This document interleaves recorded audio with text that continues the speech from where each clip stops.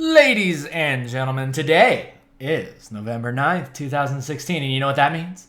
That today is the KNKL Show, episode 317, where we learn to be better artists. My name is Ken Lafferty, and I would like to welcome you to another show. Today we are going to be designing a DVD cover. Isn't that interesting? What are we designing a DVD cover for?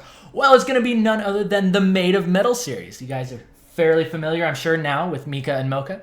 And we are going to be creating a DVD cover for the series that never was, right? Also, I mean, this is kind of our inspiration, Gurren Lagann, something that looks like it would go on the front of a DVD thing. Something I'll be using I'm thinking that I will use it to create like a swag box for an upcoming con that I'm going to be going to, possibly in Seattle. We'll see, more details on that later. But today we're going to be talking about designing stuff and mostly focusing on laying stuff out and thumbnails. And I have a time lapse prepared and I'll be walking you through it, kind of bringing up a couple major points and why it is important to start your piece like this rather than on the full canvas. But we'll get to that in just a moment because we have to take a stroll. We have to take a stroll down a very special place, and that is, of course, the Lovely Lane. But before we do this, make sure you go to this tiny URL /KNKL fan art and then click this cryptic link so that way you can see everybody's art and be dazzled, all right? And thank you so much to everyone who has been submitting their art. As always, if you would like to like the page and submit your art, get featured on the show next week, then just head on over there and do your thing. Like the page, submit your art, and we'll have a good time. Oh, all right, cool. Oh, it feels so good to be back. Today's a good day. Today's a good day. Played some Dark Souls 3. Finally got a really good build down, but that's okay. We don't need to talk about that. That's another story for maybe never. Today we're talking about DVD covers. We are talking about DVD covers, okay? And, and I forgot to mention the coolest part. After this, at the very end, I'll be labeling these, and then I'll be putting them on IMSI. That way you guys can go and you can vote on which one is going to be rendered out by me. And over the next couple weeks, we'll actually be doing that. And in fact, I probably should be running the time lapse as I'm flapping my gums. So let's go ahead and do that. All right. So let's begin. Let's go ahead and zoom in on this and let's talk about thumbnails. Thumbnails and why they're important. Okay. So the first thing you guys should know about thumbnailing is that the reason why I like to do it this way, right? First of all, like up here, you can see 3 that I didn't really necessarily like. But do you see how quickly we're able to just lay down characters? We're able to lay down lines and shapes. And let me go ahead and just run over to this really quick. Let me go ahead and get rid of this and that. And let's talk a little bit about this. So the reason why I like to do this, and I'll go ahead and demonstrate this real time for you guys, just in case you want to try this at home.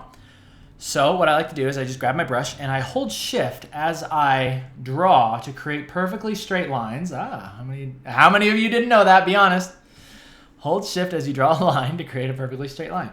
And then within that, right, we're not working on the big canvas. We're not zooming out. We're not zooming out and trying to create something here, right? Like you don't want to like necessarily zoom out the canvas and be like, okay, well maybe there could be like a character right here. And I can't even see what I'm drawing. Maybe there can be like a character right here, right? And then like this. And the reason why why I don't like to do this, I mean, you might be running a supercomputer, but I'm working at fairly high DPIs, like 300 DPI on a 12 by 18 canvas. So you're going to have brush lag, and it's kind of annoying to like do this type of stuff, especially once you start wanting to like add in perspective lines and just get ideas out really quickly. So the best way to get around that is to, is to make smaller canvases, okay? Smaller canvases will accomplish and help you avoid many, many problems. Such as, so let's say that we are creating a new composition here. This obviously isn't the aspect ratio for a DVD cover, but it doesn't matter, okay? So let's say, okay, well, maybe there can be like an element over here. And actually, maybe this is like the full DVD cover. So here's the spine. And this would be like Made of Metal. And then over here is like the titles and stuff. Right, but this is like one side. So it's like, okay, well, maybe the characters can be, I don't know, walking down a hill, right? So you can quickly start throwing in just shapes that represent your characters. See, it's like, hey, here's the head. I'm not going in there, zooming in and being like, okay, so Mika's face looks like this. Mika's face looks like this, right? And then let's focus on that hair, right? Get that eyeball in there. Okay, oh yeah, this looks great. Okay, now let's draw down the neck. And then put perfect detail into the body, right? You don't do this, okay? You don't want to do all this stuff. I mean, technically, this is still pretty dang rough. But you know what I'm saying? It's like the first thing that you want to do with your thumbnails is get flow. You want to get shapes and you want to get composition, okay? So that's why I just really loosely, don't even worry about anatomy necessarily, because what you want to do is you want to find a flow. You want to find things that go through your piece that create a composition, is what I'm trying to get at. And a lot of this has to do with experience and using the force of the artist and all those mystical terms, right? But really what it's about is just being able to save time. That's the real practicality of this, is that you can save a lot of time by just throwing stuff in, and you can be like, okay, and maybe in the background there can be like this castle thing. Oh, but maybe I want it to be even bigger. Maybe I want the castle to kind of be covering part of Mocha here, right? And maybe it comes down like that, and then you got like this massive castle in the background.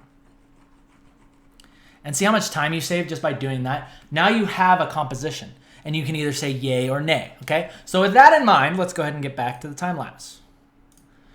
Continuing. Okay, so another thing that you'll notice that I did right there is I immediately erased one. I immediately erased one because, hey, wouldn't you know it, there's a lot of stuff that I end up not liking. Did I skip too far forward? Did I skip too far forward? Dang it! Oh, this is a really cool one. Okay, we want to take our time on this. Okay, here's the part where I erase it. But I end up using this later, okay? So pay close attention to this one. I erase it, and I start creating a new one here. And, right? I thought I did. Okay, maybe I do that in a second. Okay, anyway, let's talk about this thumbnail, because this is the part where I finally start getting a good grasp on what I'm doing. Sometimes you have to do a couple warm-up thumbnails. You gotta have some throwaways. Gotta have some that you can kind of feed the fire with, feed the flame. And then when it's burning red hot, then you get a really cool idea that you just throw down there. And it comes out so easily. And this one, as you can see, is more of like a downward shot on Mika and Mocha, and they're both holding like a tray of like food or something, doing, I don't know, they're working at like a maid cafe or something in Japan, right? But in the background, we have things like alternate characters. Now this is the thing, because this anime doesn't actually exist, I'm free to just come up with whatever characters I want. The only rules that govern what this anime is about is it's time traveling maids.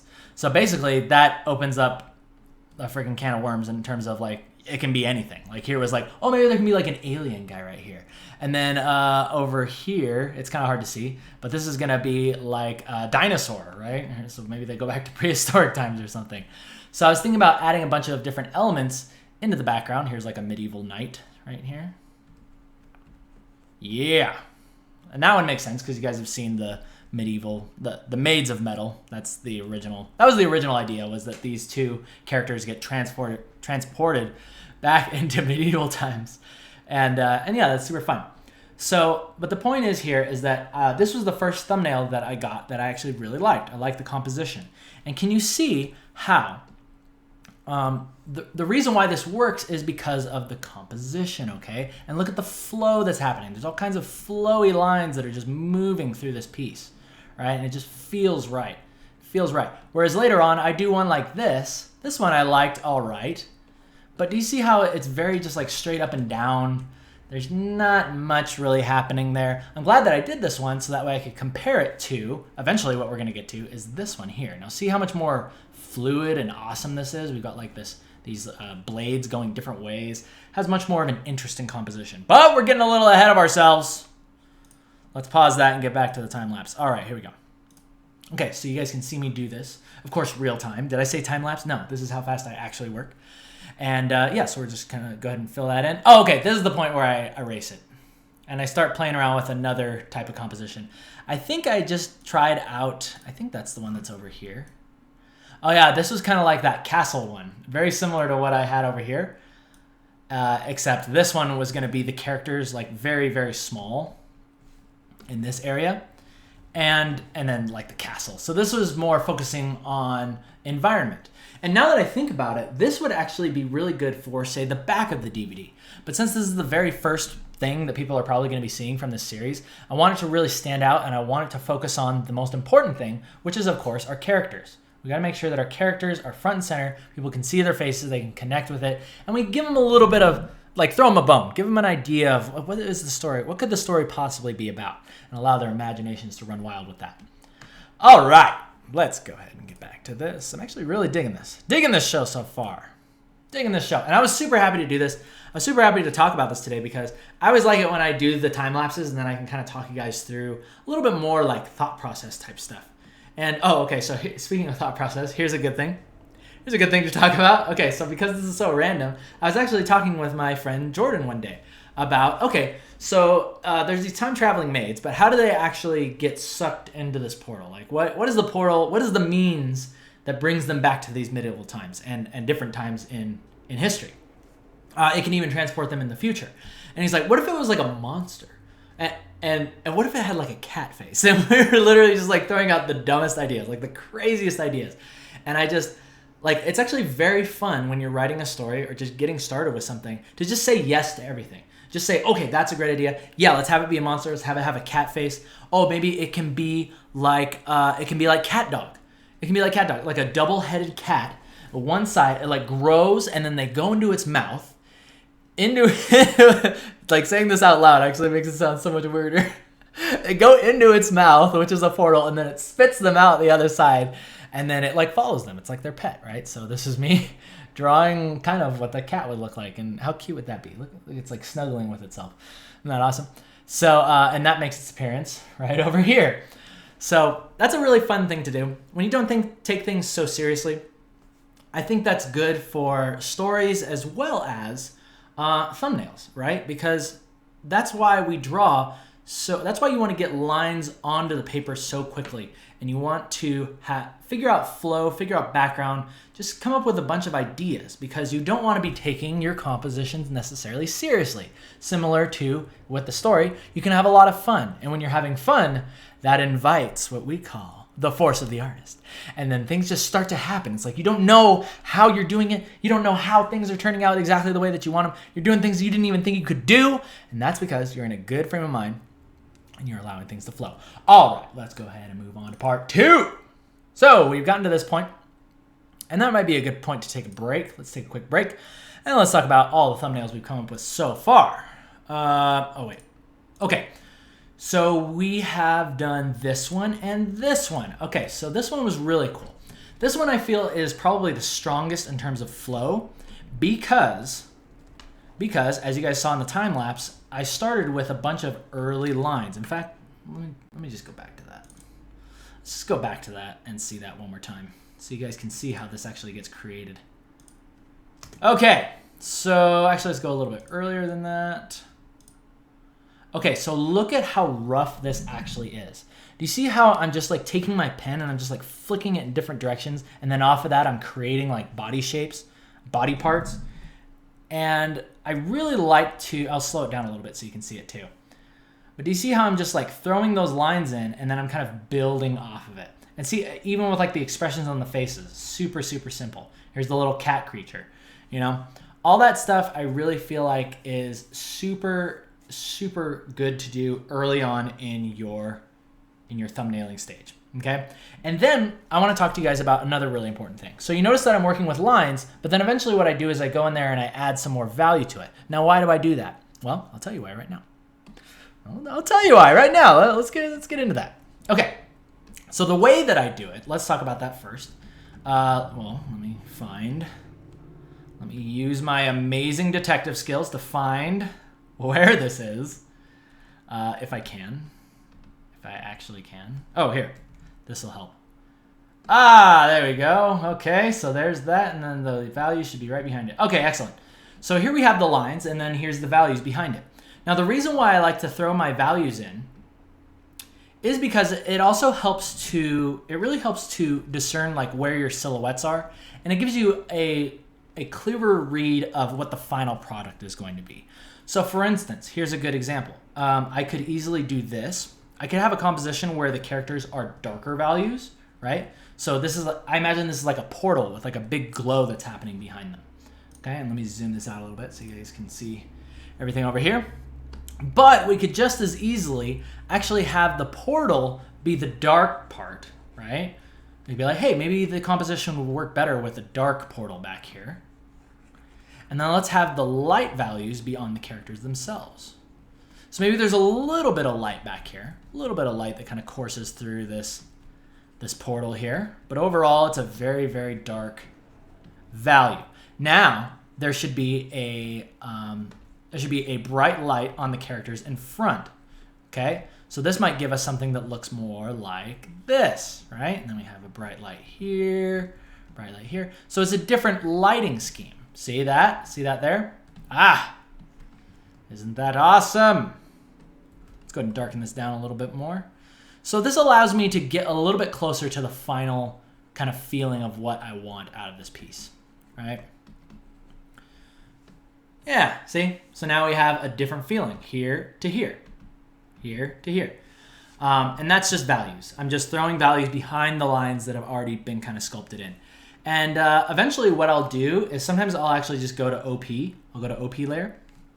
I'll create a new layer on top of everything. And sometimes I'll go in there, let's say that, I don't know, I wanted something to be like super bright. I'll actually go in there and actually start just overpainting over the entire thing if I wanted something to be like super bright. Like say, I don't know, certain things about this portal. Maybe you want a little bit of glow here. There's a little bit of glow in there. But it starts to get, this is actually looking a little muddy. Probably wouldn't like that. I actually like that darker value on the leg. But yeah, it just allows you to quickly get an idea of what your final piece is going to look like. And I actually like that one too. That one actually looks really cool. I think I will have that as a separate choice on the IMSI. That one looks pretty cool too. I like them both actually, because that almost looks like, and see, this is what I love about this stuff, guys. It's like it's experimentation, and then you get to ask yourself the awesome question of, what does this feel like? Like what do I feel like is happening? And to me, what this feels like is they're going through a portal, and then on the other side is like a bright, beautiful, like meadow, right? But it's in ancient times, right? With that castle in the background. I feel like it's spitting them out like right here, right? And then in the distance, it's like bright. Imagine it's like, it's again like Eichenwild from Overwatch. That's what I imagine. It spits them out there. And then having the light on the front, that's what it looks like. It looks like they're about to get spit out there. So, and that's why I like playing around with not only flow and lines, but also your values. Throw those values in there, guys, and make sure you're working on a small canvas so that way your computer doesn't lag and you can draw all kinds of stuff outside, all kinds of little notes on the outside that'll help you out. Okay, cool. So let's go. Now we can start. Now we can begin. Number two. dvdb.avi, and we can speed this up a little bit. Let's go ahead and go to 1. All right, cool. So this one was pretty fun. This ended up being sort of the more boring straight up and down one, but I imagined it like, oh, okay, like what's a really like anime DVD cover looking thing? I imagined it's like the character standing there with the sword looking at you, so determined and awesome, right? And maybe Mika, and here was the most important thing, was I was thinking, okay, it's called Made of Metal. So I need to show, you know, if both of the characters are in maid uniforms, then it's not going to be terribly clear what it's about. However, if one of them is in their knight armor, in this case, Mocha would be in the background with an actual sword, and then Mika is in the front with her butcher knife. I thought, oh, that would make more sense. That would help out a little bit more. And see how I just laid that on there? In fact, that OP trick that I was talking about, oh, let me zoom in here. The OP trick that I was talking about worked really well right here because I just painted over top, right? In this case, I said the titles should be a bright value, and they'll go here and here. Sort of fill in those empty spaces on the side of the cover. So that's usually what I like to do. It's very similar to my actual drawing style, right? Using lines, put some value behind it, and then go back over, do some overpaint. Create that sandwich, if you will. Okay, so here's the second one where we said, okay, both characters are going to be in the maid uniforms because I like them in their maid uniforms. I think they look really cute. And this is where I discovered the problem. The problem was with the title Made of Metal, this doesn't make any sense. So we need something in there. Even if it's a small hint even if the hint is as small as Mocha having a sword. All right? And then here's the last one. It's literally like 6 seconds long. Sorry I didn't get to that one, but that's the end of that. That's the end of that one. And that gave me a great idea. I was like, okay, cool. So both of the characters can be in their maid uniforms. Mika will have her butcher knife, and Mocha will have her sword. And I think that was the point where I got really happy and I was really excited because I was like, yes, I figured it out. I figured it out after months and months, well, not months, hours and hours of drawing these thumbnails. I finally got something that I kind of like. And look at that. There's actually a bunch of cool ideas that we have here. So that, ladies and gentlemen, is how we are going to start creating our DVD cover. And I am going to now teach you guys about something very important. And that is when you're getting ready to send something off to a client. Hey, that's really important. Okay, so imagine that we were working for this company in Japan, okay? So we're working for a company in Japan, and we're like, all right, guys, got this great spread of awesome DVD covers that we can work with here, okay? So I'm just gonna put this one up here, and then let's turn this one back to the old values. Okay, I'm gonna use my awesome skills here. We're gonna go ahead and get the right values. There we go. Okay, there's the old values. Okay, so we have two different value treatments here, right? And now the important thing that you want to do is you want to send this off to your client, and you want to make sure that you do one thing, the most important thing that you could possibly ever do. And that is, of course, I'm actually going to move this over here because I don't want to use this one on the left. That's not even a choice. Here we have a good spread of choices, and we're going to label them. Okay, that's what I was getting to. Okay, you need to label your stuff, and you might think this is very rudimentary, or this is super simple. How could you forget to label your stuff? Well, you'd be surprised how many times I do. All right, so this is going to be B, C, D, E, and F. Okay, and there you have it, ladies and gentlemen. You're ready to send off your thumbnails to your client. Your client's going to say you're amazing. You're so genius. How did you come up with so many amazing ideas? And you're going to tell them, I watched the KNKL show, and Keenan taught me how to create thumbnails. That sounds really conceited. I watch a lot of people on YouTube, not just me. You should be watching a lot of other awesome people on YouTube. We all have great tutorials to teach, and we all teach you how to create thumbnails. But hopefully I taught you something that maybe you didn't know. Hopefully I taught you something that you didn't know. Alrighty, ladies and gentlemen, that is going to end the tutorial for now. Oh, yeah, before we go, I do want to say that, yes, this picture is going to be on imzy.com, the imzy.com thing, imzy.com/KNKL, right? The link is in the description. That's what I was trying to say. Go there, click there, because I wish I could put it up here so that way you could click it much easier. But yeah, go to the description, click on that, and then vote there. There will be a poll, and then you guys get to pick which one of these is gonna get finished. Alrighty, ladies and gentlemen. Speaking of IMSY, we gotta launch the question catapults.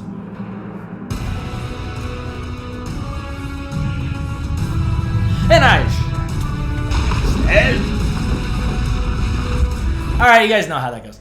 So let's go ahead and get to our question coming in from Kitsue. And it's a big one. It's a whopper, okay? So I read this before the show, and I'm going to paraphrase. Let's go ahead and skip right to that middle paragraph right there. So here are the questions. Do you think drawing in anime style is just as hard as realism? Okay, what do you think the biggest difference is? Okay, so this is a great question, Kitsue. And I'm really glad that this question came up because we're focusing on anime today. And some of the stigmas that come along from it, such as, oh, well, are you going to move to Japan and work on anime? Nobody likes anime. You're not going to be able to get a job in the industry. Video games today? No, they hate anime, right?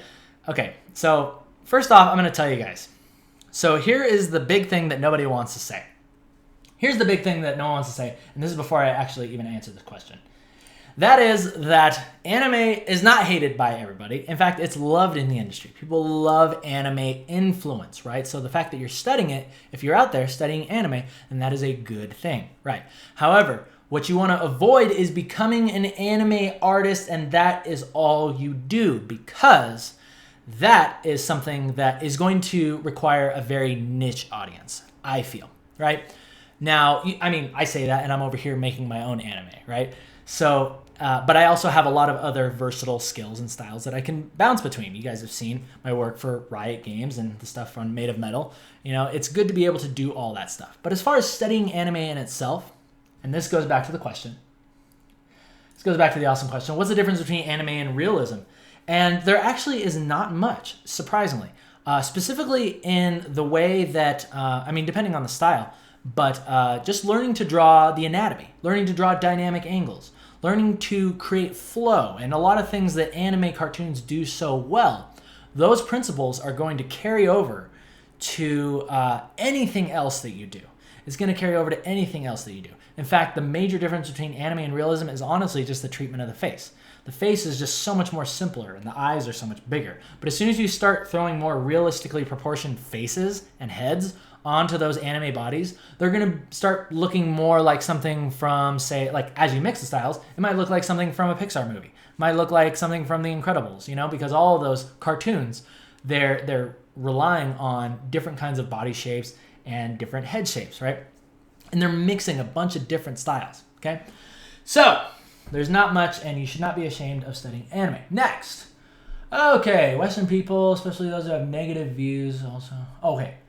How do you use the anime style effectively on real life drawings? Okay, so that was what I was saying earlier, Kitsue, is stuff with like dynamic angles. Being able to basically draw a character not only like this, right? But then to like, say the camera's like turned and they're like looking up at it and they're doing like some edgy gesture, right? Like this, like giving a thumbs up and it's like coming at the camera and they're like holding their glasses, you know, being able to like draw all those crazy angles. Oh yeah, by the way, you like my awesome pajama pants. This is why I don't stand up when I'm making the show. I like to get comfy, okay? I like to get comfy when I'm recording my shows. But being able to do dynamic angles is very important, and it's a big thing in anime. So that stuff is really going to help you out. Anatomy is going to help you out a lot because being able to draw all that stuff, you got to know how to construct the body. And expressions. I feel that anime is very good at creating expressions, especially like over-exaggerated, like chibi expressions too. But there's a lot of good stuff to be gleaned from that. Alrighty. So let's go ahead and move on to the rest of this question here. Sort of continuation from the first two questions. When you drew in the realism style for the splash arts for Riot Games, did you find it really hard embracing another style for the company? I did have to learn very quickly. I had to learn a lot, specifically about controlling color. Specifically about, because I just want to take all the colors and put them on the canvas, right? I'm like, oh, this color looks awesome, let's put it in there. Oh, this color looks awesome, let's put it in there. And then eventually at the end, it looks like a giant neon mess. And there was no control. There was no color theory. I didn't even know what color theory was. I didn't know what a focal point was. I didn't know what values were. I didn't know what thumbnails were. Okay, I remember the first time one of my coworkers came up to me and said, "Oh, have you ever tried like doing thumbnails?" And I was like, "Thumbnails? No, I don't need to do thumbnails. I can see the piece within, right? I can see the canvas. As far as I'm concerned, the painting is done. I can see it, and I'm just gonna do it right in front of your eyes." And then I do that, and it looked like utter crap, right? It looked like utter crap. Like after a day, I'm like, "Oh man, this is so terrible." And then eventually, I finally gave up. I started doing thumbnails and I was like, this is actually really good. This saves a ton of time. Like over here, I would be like refining one of these things. Like imagine this was like the entire canvas. Imagine this thumbnail right here was the entire canvas. I would be sitting here drawing this for hours, trying, and then I'd zoom out. And I mean, this has like flow to it, right? Because we considered the entire piece first. But when I zoomed out, I was like, oh man, it looks so rigid and crappy. And it's like, oh, and I don't even like the position of this character. I wish I would have thought this through a little bit more, right? And so that is why thumbnails are very good. Okay, the last part of the question. On a side note, let's see, make sure I'm not missing anything here. Stay strong with your own style and develop and increase your skills from there. I actually am a big believer in this. I really like to focus on the stuff that I want to do. Just like when my coworker came up to me and said, "Hey, have you tried thumbnails?" I kept that as an idea, but I wasn't ready to embrace it. Sometimes you got to learn the hard way with art. In fact, a lot of the time you got to learn the hard way. So I would say definitely stick with what is most important to you and what you find interesting. And as you do that, different things will become of interest, right? You'll find those reasons. And oftentimes it's going to be the fact that you see something, it's like, hey, I want to work for this company, but they are really good at doing this sort of style, or they're really good at rendering materials, or they're really good at their compositions. Now I need to learn that. Now I have the reason why I want to do that, as opposed to just someone telling you to do it, right? Because we all know as soon as someone tells you to do something, you automatically don't want to do it, okay? So stick with what you're strong at, and then you'll naturally progress, okay? Okay, last question. Do you find it hard embracing? Okay, let's see here. I really like drawing. Most companies like Riot and Blizzard might not like it. Cool. Oh, and I did check out your art, Kitsue, and I absolutely love it. You are really, really good. I love your dynamic angles. I highly recommend you guys go to MZ, check out that link, click that link, go check out Kitsue's art. Really awesome stuff, and you guys should be posting on the MZ anyway. All right, so the last thing that I want to end with is that, yes, the major differences with anime and like the influences, because I remember growing up and my art teachers all told me, it's like, oh, you don't want to be doing anime. Like that, there's not going to be a place for that. There's no place for that. People don't like that. And that's honestly a big pile of horse crap because there's a lot of demand for it. There's a lot of people out there that love anime style. You can, sure, like if you want to work for a company, they're going to have their own style. And it might be anime influence, it might not be, but there's plenty of them out there that are. There's plenty of video game companies and production companies and movie companies and cartoon companies that are all being influenced by anime today, right? And I knew that was going to happen. That's why I didn't stop doing it when my teachers told me to. So you guys can suck it, right? No, actually, my art teachers are really cool. I take that back. But I just like to say that. Okay, so you guys. So don't stop doing anime. It'll teach you a lot of really awesome stuff. And go vote, okay? Go vote on this stuff, okay? This is going to be on IMSI. Last but not least, before we go, guys, I want to say thank you to my amazing sponsors. Laura Bashir, David Cariello, and Megan Gwynn, and the Chanceys. Thank you guys so much for sponsoring the show. You guys are amazing. It would not be the same without you. And not only do I appreciate people that support me with cold hard cash on Patreon, click up here to go there and download. Oh yeah, you can download today's PSD as well as all the other PSDs from the past. And this is something that's really freaking cool. I need to show you guys this right now. Right now, because I always say that. I always say that you can download all the PSDs, but check this out. Check this out. Patreon just released this, okay? And it makes it super simple. Okay, so once you go here, right, you can get all the PSDs for $5. But here's the most important part right here. They started adding tags. So now it's like before, it was like, oh yeah, you got to kind of scroll down and find the right PSD that you want to download. No, don't worry about that crap anymore. As soon as you pledge, just click this right here. Click this thing right here. And now I have gone through and curated all of the PSDs for you to download. You can just scroll on through here. You can download them all of them today. So, and I mean, obviously you're not forced to do that. I do appreciate everybody who watches the show, supports me monetarily. It means a lot that I can actually do this as a business. And you guys are making that possible. You guys are making that possible. So I hope you guys are getting good value out of this. And just know that I really appreciate it. And I love you guys. All right. So with all that out of the way, we're going to go ahead and end today's show. Thank you guys so much for joining me on YouTube. Thumbs up if you like it. Thumbs down if you don't. Click down in the description. Down in the description. I need a lot of votes. I want to see a lot of votes on this poll. Go vote on this right now. I'll see you guys next week. And until then, you guys take care. See ya.